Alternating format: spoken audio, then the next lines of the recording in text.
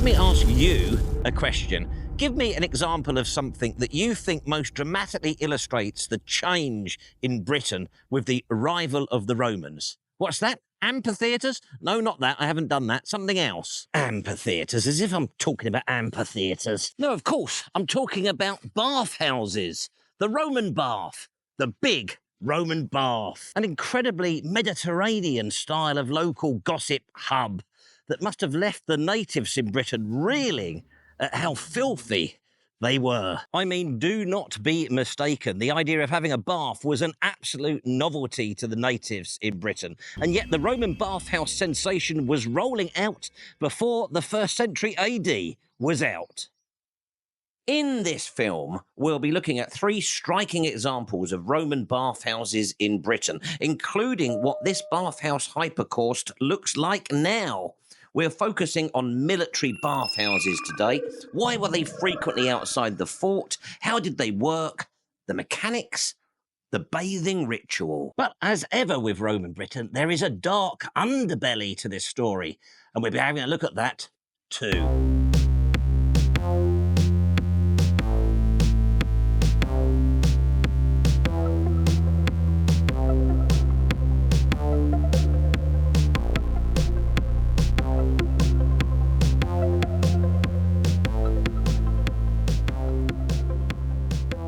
Here's how AI realised me in a Roman bath. Useless. The earliest known examples of Roman baths are places like Cilchester, St Albans, London, and of course Bath itself, where the tribal leaders were trying to make themselves good Romans, cling on to some power in the 1st century. But according to Guy de la Bedouar, and I'm so jealous of that name, the only known inscriptions relating to baths in Britain are for fort baths.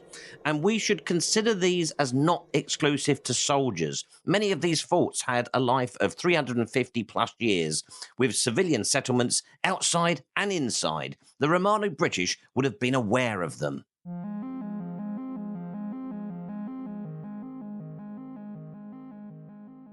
To get us started, we'll take a quick look at the basic setup of a Roman bathhouse. This is one of my favourites. It's at Chester's Roman fort.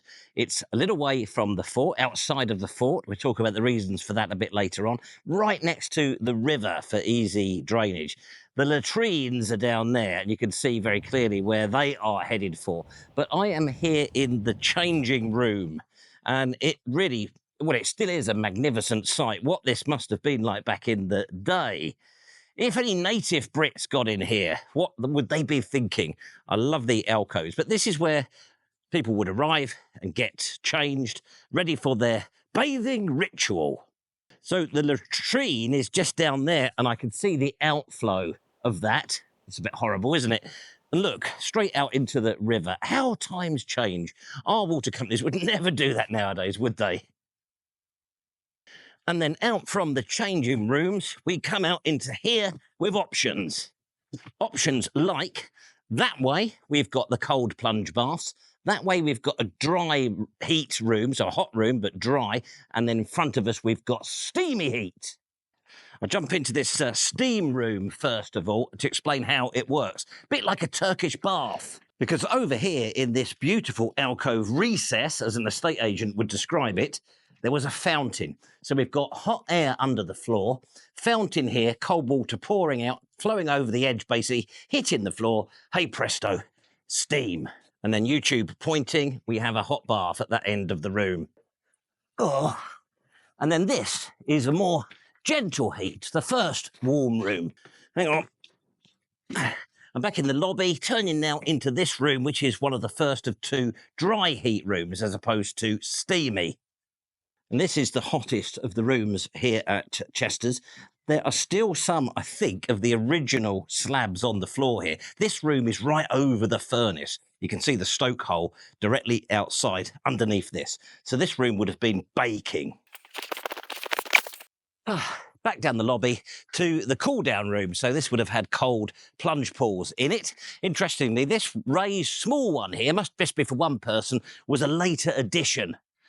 So you could have your own cold plunge here. No expense spared. Welcome to our new integrated digital interface operational tableau. And I'm going to use that, I've got this thing as well, to show you this, which is a photograph from 1886 showing Dr. Collingwood Bruce shortly after the discovery and excavation of the bathhouse. I love how you can still see the turf on top of the walls there, and look at his hilarious old-fashioned Victorian clothes. We're going to use his plan of the bathhouse to try to get our head round what the bathing routine may have been. Interestingly, you'll see that he's missed off the latrine, which is a bit odd because that had been discovered.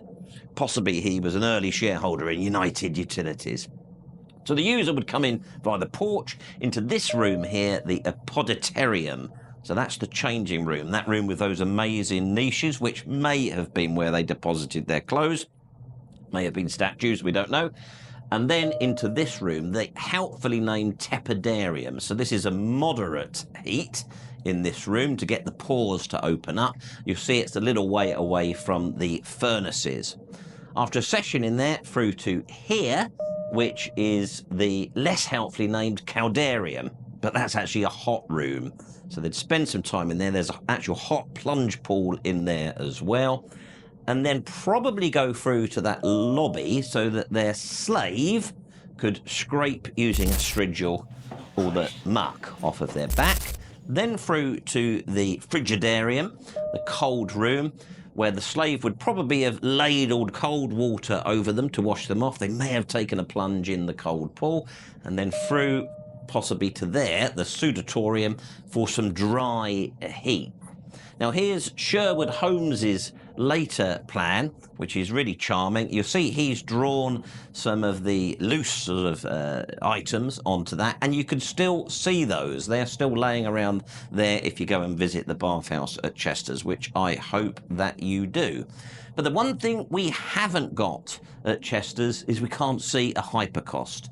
So the next thing we need to do is get ourselves over to Binchester to not only look at a Hypocaust, but to look at the best Hypocaust in Britain.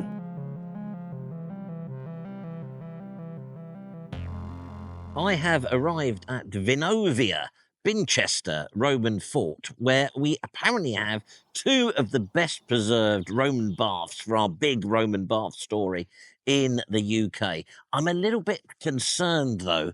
I appear to be the only person here, which is a bit astonishing. I don't know what the sort of filming policy is going to be like. It's not National Trust or English Heritage, so I'm sort of hoping they're not going to be so authoritarian, but we'll see how we get on. This is one of two furnace rooms for the commander's bathhouse here at Binchester. And the really fascinating thing about this bathhouse is not only the quality of it and the sophistication, but it's the build date. They think this was built in 370 AD, which is incredibly late. One can only assume that it wasn't in use for a huge amount of time. And then down here around the back of the commander's house, we've got a second furnace room. Just over there is the line of Roman Deer Street, an important Roman road, particularly during the initial occupation. But what I'm walking around here is effectively the remains of this commander's bathhouse, this extremely posh structure that was built very late, 370 AD. The timber structure that covers part of it today, you have to sort of see past that. All of these buildings here in front of me were part of that bathhouse complex. Now, this room here was the exercise room, and that's an important part of the big Roman bath. You went in there, did a bit of exercise, and then that room there is the changing room. So you change there, exercise there, and then presumably you go in and have your bath. Now, one of the interesting ways that they had to adapt things for the British climate is that the Mediterranean Roman big bathhouses, the exercise room would have been out in the open. Here, they had to put a bit of a roof over them. Well, you know why. So exercise room, changing room. We're now going to see something really special, because when we come into this sort of covered over section, we have a surviving Roman floor level, a concrete Roman floor. This is the first of the warm rooms in the governor's bathhouse. I mean, that is incredible to see, isn't it? A Roman concrete floor still in situ in Britain, where we trashed everything. You can see the sophistication here. This is the warm room, the first of the warm rooms. And you can see the sophistication because you can clearly see all around the outside, there are these sort of flues coming up from the heated area underneath. So not only is the floor being heated here, but the walls were as well. So on the inner side of those flues, there would have been some form of plaster wall. So they've got heat coming through the floor, they've got heat coming through the walls. When did we next see that in Britain? Bathing ritual then, you'd come in here, you've done your exercise, into that warm room, mid-warm room. Then you'd go in here, which is the hot room, baking one. That's where you get really blasted. And then over here in the commander's house, we have 2 cold plunge baths. So that's the sort of process you went through with plenty of vigorous scrubbing of the back with your strigil to get all those exotic oils off. And then this commander is so fancy, he's got a second hot plunge pool here as well. There's another good chunk of surviving Roman concrete floor there as well. You can see the flues up the side of it to heat the walls, and you can see the stacks of tiles, which are much bigger than normal, holding the whole thing up. So that's the heated chamber visible underneath. Effectively, at the moment, I'm underneath that first hot room in the governor's bathhouse. And the incredible thing here at Binchester is we have this surviving wall. The whole structure is intact. You can see the 3 arches through, and you can see the phenomenally big stacks of tiles there holding up that heated floor. So just consider how huge that chamber is underneath, which is just for heat. So that has got to be kept warm. There's got to get hot air in there all the time. And it's feeding up those channels up the side of the room as well. Who's doing that? Who indeed is doing that? Underneath this first hot room, there's that hole through, the flue through, effectively, from the furnace that we saw at the rear. Think of the amount of logs that need to be carted here, chopped up, and continuously fed into that to make all of this hot. You know, I said that there was nobody here. Well, guess what? People have arrived, and you can imagine what's happened. Yes, I've been recognised. So hello to, I think it was Julia and Julia's mum. It was really nice to meet you. I've learned since I've become famous that you don't give autographs now. You do selfies. So it was nice to meet you both. Always good to meet fans. I may call you fans, mayn't I?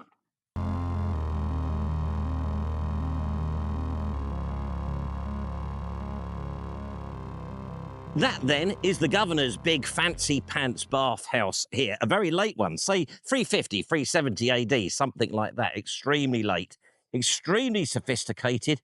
You saw the height of those stacks of tiles there, the huge space under the floor that had to be heated, flues up the side to keep the walls warm.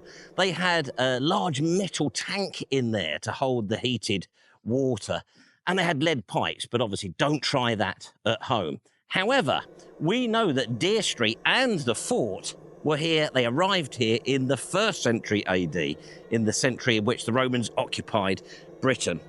And over here, behind this Harris fencing, we have so much of this nowadays, don't we? This fencing everywhere. In this unpresuming tent is the original bathhouse, which dates to the 1st century. It's outside the fort, but it would have been totally for military use originally. There was something like 600 horses here. It was a cavalry fort. But I am told that this is pretty spectacular too, and will help us understand the big Roman bath. So, you know what I'm going to say? Let's go and take a look to it. And I have absolutely no idea where that sort of American voice just came from. I've probably been watching too much Mr. Beast or something. Anyhow, here's the first bathhouse. Absolutely astonishing, isn't it? I'm going to have to use a little bit of the old digital zoom to be able to show you. But you can see the walls are incredibly high. Beneath those stone slabs you might be able to make out on the floor, they reckon there's another depth of another metre and a half where the underfloor heating bit was. So it's an incredible Roman structure for Britain by British sort of standards. And it survived this well because late in its life, which probably was in the 4th century on the run-up to the governor getting his new bathhouse over there, they took the roof off, filled it up with rubbish, and then sealed it with a new surface so it escaped the attention of all the treasure hunters, you know, the 18th century mob. And there it is. And this is only a fraction of the bathhouse. It was a much bigger affair, probably going on to be used by the civilian settlement later on as this important site grew in stature. It had a laconicum. I think that sounded okay. Now, that was a dome-type structure with a metal plate on the top, and they used that to regulate the heat. So that's one of the ways they kept that constant heat level in the bathhouse. Now, remind me, how long was it after the Roman era ended in Britain that we had anything like that again? Because this bath was effectively used as a refuse tip and then sealed, they found great stuff in here, including this altar to Fortuna Redux, which was found in the bathhouse and now sits just inside the site. She was the goddess Fortune the Homebringer.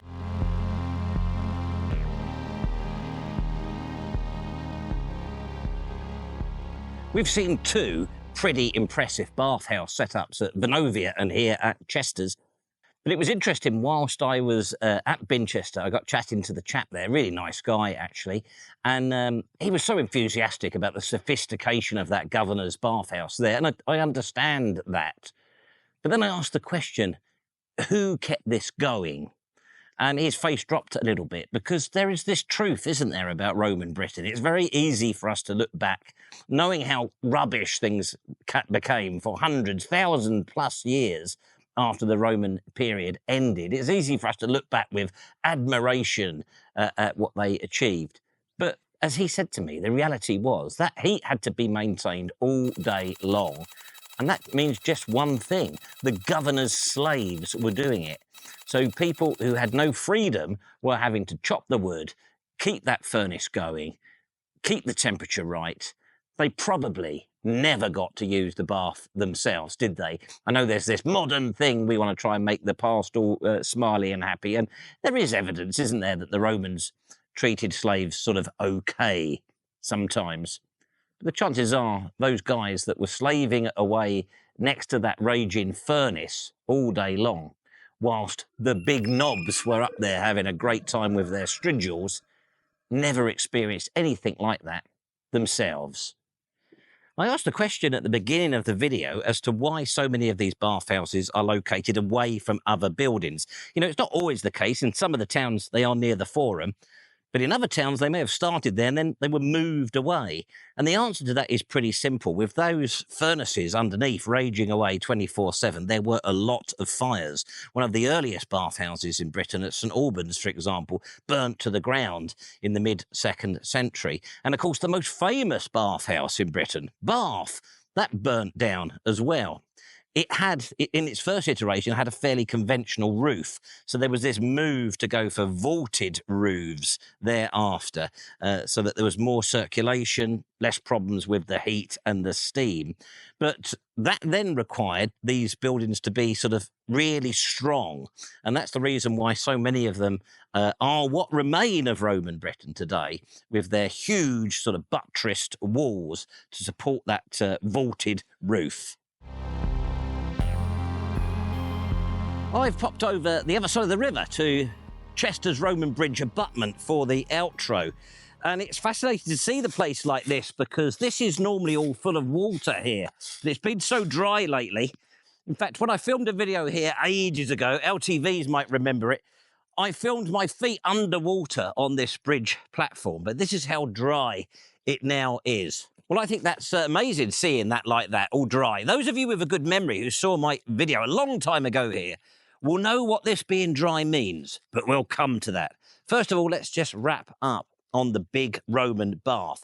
What do you think? Do you think that had a dramatic impact upon the native Brits? They no longer had to smell so bad. I guess some of you might argue that they weren't involved with it, but that simply isn't true, is it? Because we know there are Roman bathhouses in Roman towns and in the civilian settlements that established around the forts, and they were peopled by native Brits who were embracing the stridule. I'm sure if you disagree, you will let me know in the comments down below.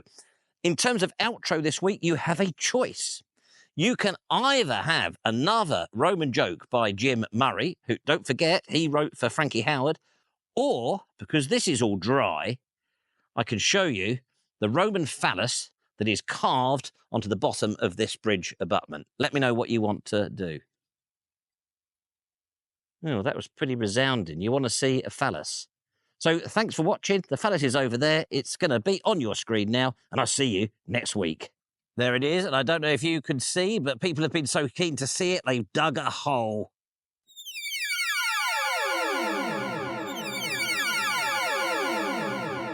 I wonder why they made them so oversized.